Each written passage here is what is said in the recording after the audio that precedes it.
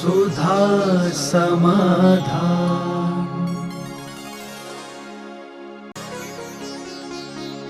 नमोस्तु गुरुदेव। अगर मन रूपी गाड़ी का एक्सीडेंट ना हो और हमें अपने निश्चित स्थान पर पहुंचना हो तो हमें उसके लिए क्या प्रेरणा लेनी चाहिए? में हम प्रतिदिन यही मोटिवेशन दे रहे हैं और सबसे बड़ा चीज़ है कि मन को समझाने के लिए मन का जो एक्सीडेंट होता है वह तत्व दृष्टि से ही मोड़ा जा सकता है। यदि तत्व दृष्टि पास है तो मन के एक्सीडेंट को रोक सकते हैं। ड्राइवर का कोई ऐसा वो नहीं है जो गाड़ी को रोक सके, उसकी सावधानी ही, उसका विवेक और उसका विल पावर, यही सकुशल गाड़ी को चला सकते हैं। ऐसे ज़िंदगी में अपना सावधानी, विवेक और विल पावर, ये तीन चीज़ें जिसके पास है वह ज़िंदगी को भी सकुशल निकाल सकता है।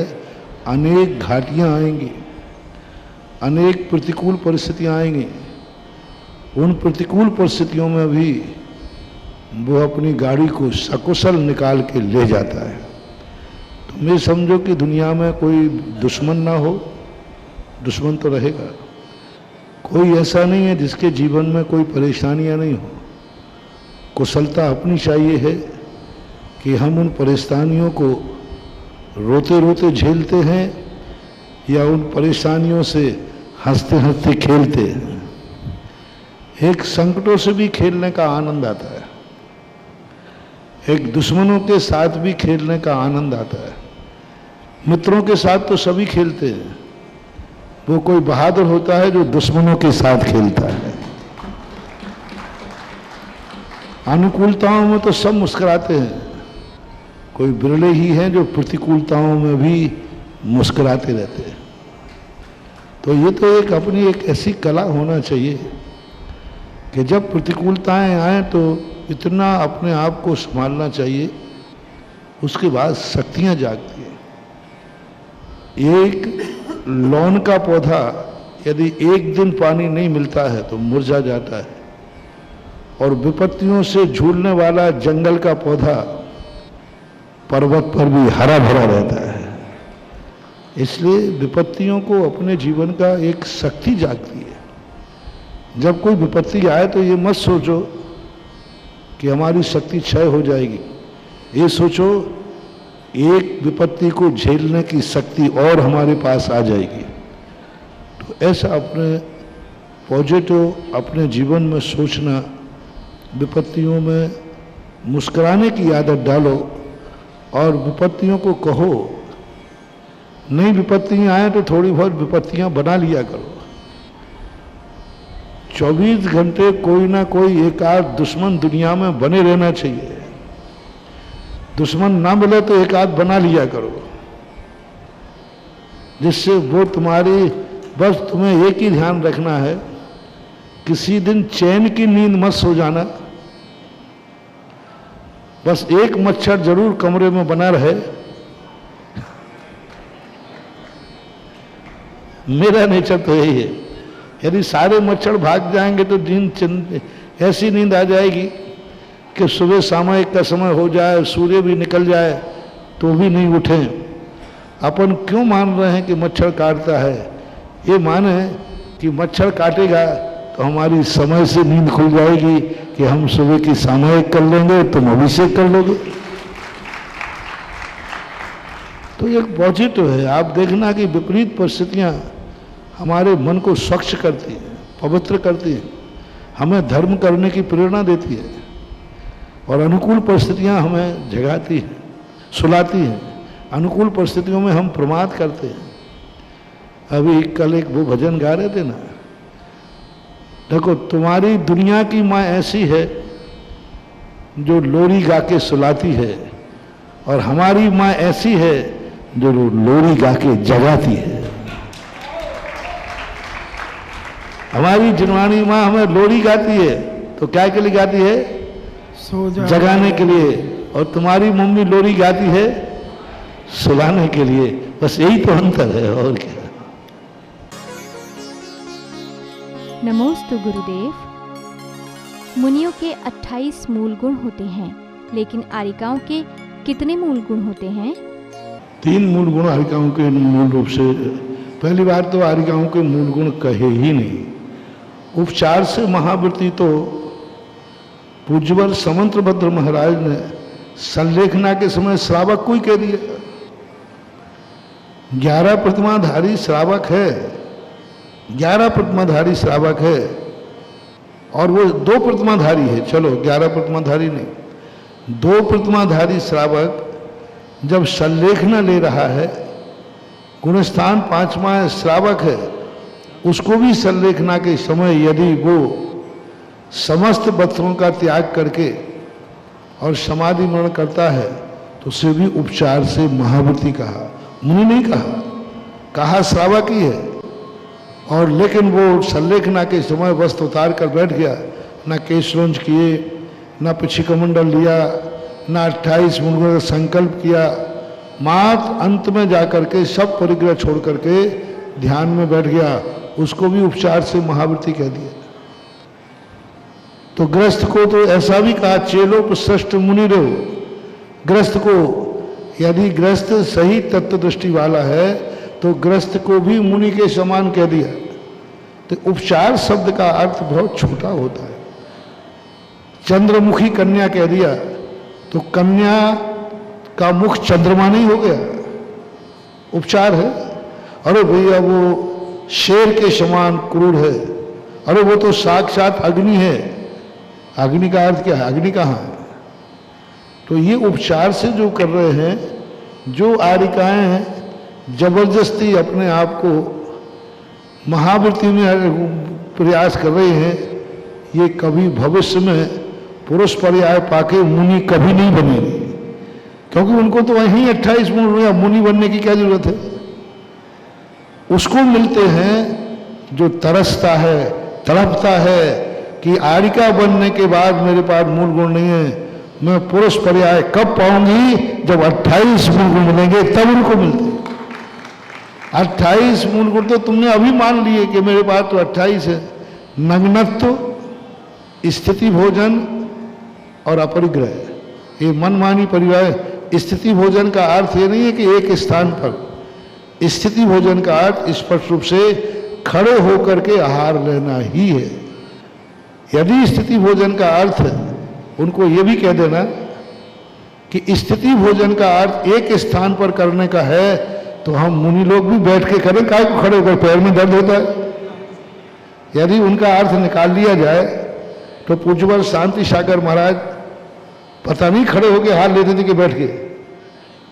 अभी तक तो जितने फोटो पढ़े हैं हमने, जितने आगम में पढ़े हैं, खड़े होकर हाथ लेने को। यदि स्थिति भोजन का बात यहाँ एक स्थान पर बैठने का है, तो फिर मूलाचार में ये क्यों कहा कि खड़े होते समय पीछे की एड़ियों के बीच में 4 अंगुल जगह और आगे 8 अंगुल जगह या 12 अंगुल जगह रखना, ये बैठने में बनती है कि खड़े होने में? आगे तो यूं करके खड़ा ना हो। खड़े होने की स्थिति बताई उन्होंने कि जब खड़े हों तो दोनों पैर, और उन्होंने ये भी कहा खड़े होते समय एक पैर का घोटक करना, घोटक यानी ढीला करना, और एक को टाइट करना।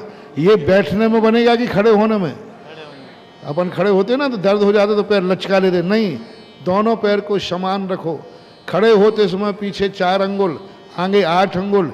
ये जो स्थिति भोजन की बात कही है, वो 32 जो स्थिति भोजन के दोष कहे हम, वो पद्मासन में नहीं बनते, खड़े होकर के ही बनते हैं।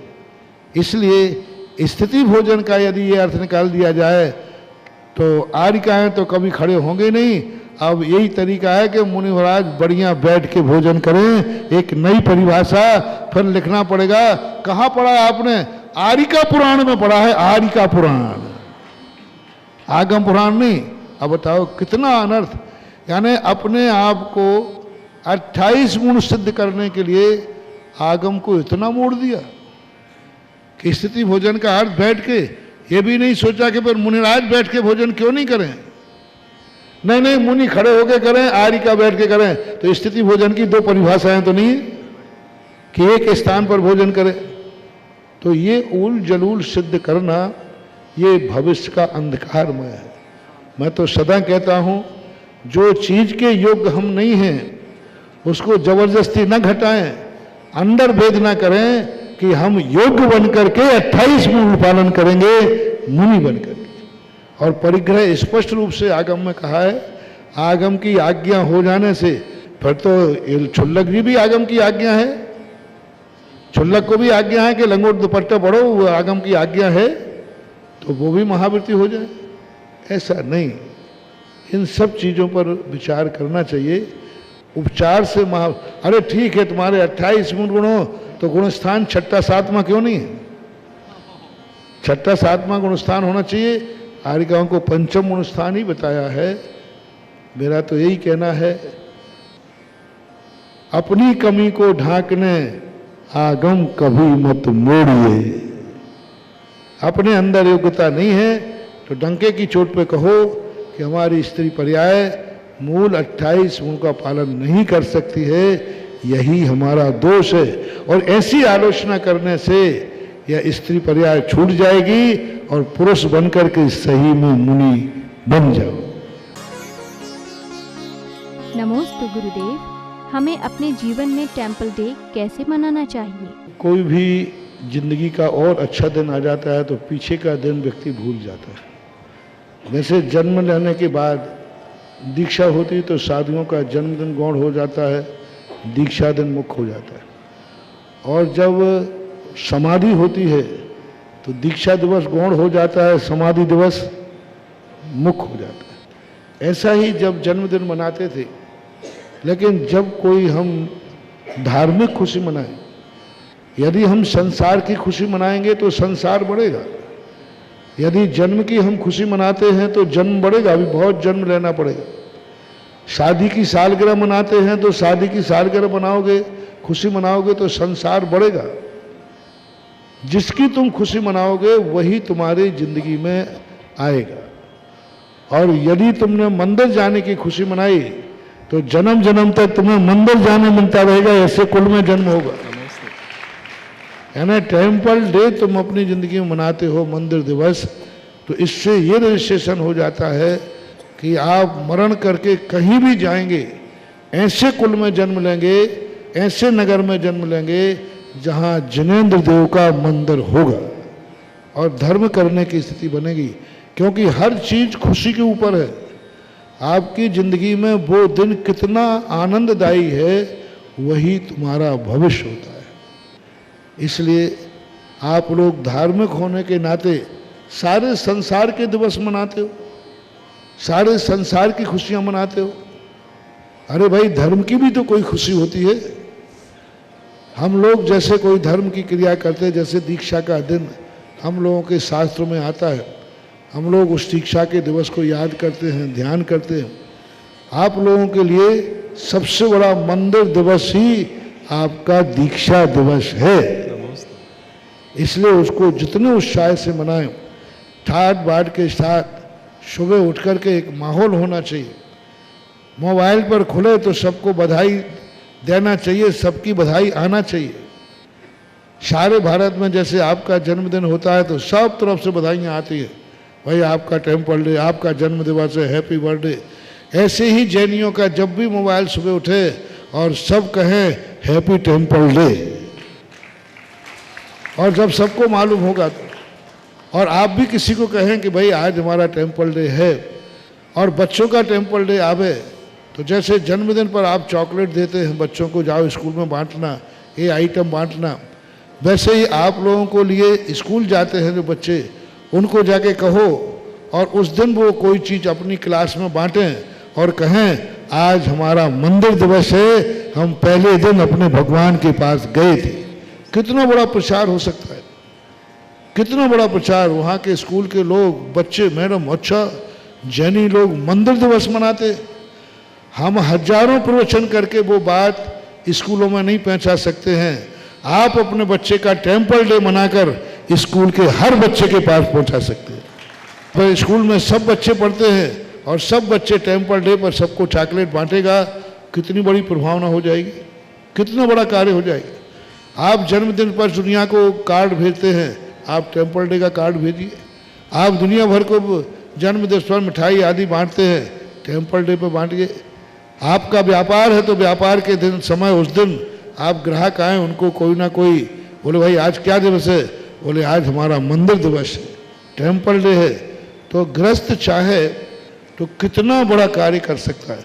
आज के दिन अपने मोबाइल में ऐसी टोन लगा दो कि जब भी कोई उठाए टेम्पल डे की कोई धुन आए, कोई आवाज आए और तुरंत कहें आज हमारा सब कुछ कर। आपके पास इतने साधन हैं, हमारे पास तो कुछ है ही नहीं। हमारे पास तो भावनाएं हैं और थोड़ा सा ये गला है, ये गला है, उसके बाद तो सब तुम्हारा राज्य है। ये जो वीडियो लगे, चैनल लगे, सब तुम्हारा। मेरे पास तो गला है, तो तुम चाहो मैं अपनी आवाज़ आधे हाल तक भेज सकता हूँ, तुम चाहो तो इस आवाज़ को सारे विश्व में भेज रहे हो, भेज सकते हो। तो बहुत सारे उपाय हैं, इसका प्रचलन होना चाहिए। हर धार्मिक व्यक्ति को अपना एक ना एक साल भर में धार्मिक उत्सव मनाना चाहिए जो तुम्हारी जीवन से जुड़ा हो, भगवान से नहीं। भगवान का महावीर निर्वाण महोत्सव मनाएंगे अपन, और भी 23 तारीख को मनाएं, सब मनाएंगे। एक धार्मिक जीवन से तुम्हारी खुशी जुड़ी हो, तुम्हारी जिंदगी की खुशी जुड़ी हो, तो ऐसा पूरे भारत के लिए मेरा संदेशा है। साल भर में एक खुशी तुम्हें मनाना है जो तुम्हारी जिंदगी में घटित हुई है, धार्मिक हो वो, बाकी खुशियाँ तो आप मनाते ही हैं। और यदि ये सारे भारत के जैनी प्रत्येक घर का बच्चे को, मैंने तो एक बार कहा था, हर घर में सब व्यक्तियों के टेम्पल डे की तारीख एक दिन बैठकर निश्चित कर दो और घर में बोर्ड टांग दो किस दिन किसका टेम्पल डे है, और उसका टेम्पल डे आते ही एक दिन पहले से तैयारी करो। बढ़िया गाजे बाजे के साथ, अष्टद्रव्य की थाल लेकर पूरे परिवार के साथ, रिश्तेदारों के साथ, गाजे बाजे के साथ मंदिर जाओ, बढ़िया ठाट बाट साथ बग्गी लेके आओ, हाथी घोड़ा लेके आओ। ऐसा लगे कोई कहे भैया हाथी घोड़ा बग्गी देखकर सब लोग से क्यों भैया आज क्या तुम्हारे यहाँ शादी हुआ है क्या? अरे ये चलन हो जाए, आज क्या बात है बग्गी पे चल रहे हैं, आज क्या बात इतने लोग बाजे बज रहे हैं, तो गर्व से कहो आज हमारा मंदिर दिवस है, टेम्पल डे। हाँ, जुलूस निकाल सकते हो, गाजे बाजे के साथ कर सकते हो, और लाकर के बढ़िया शांति धारा, अभिषेक, विधान कितना भी कर सकते हो, इसका कोई अंत नहीं है। सुधा समाधान।